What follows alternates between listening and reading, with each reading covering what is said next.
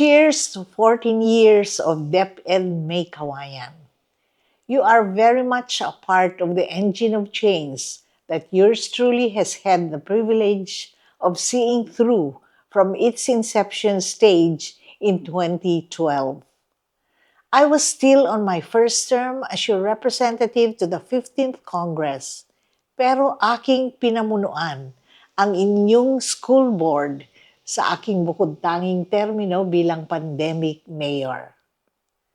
Sa gitna ng masalimuot nating pag-online migration, inilunsad pa rin natin ang aking brainchild na Teachers Professionalization Program whereby we offered scholarships for our public school teachers to pursue masteral degrees in education. I am glad that my successor, Mayor Henry, has adopted it also. We know that your additional training will continue to enhance the quality of education for May Kawayan's youth. So let us press on and continue to innovate.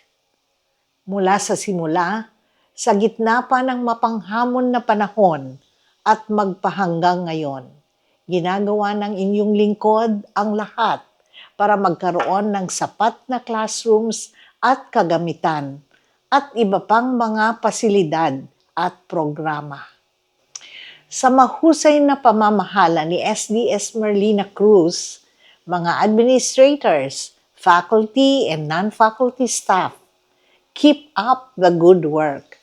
Palakasin natin ang isa't isa sa paghatid ng kalidad ng edukasyon sa ating mga kabataan.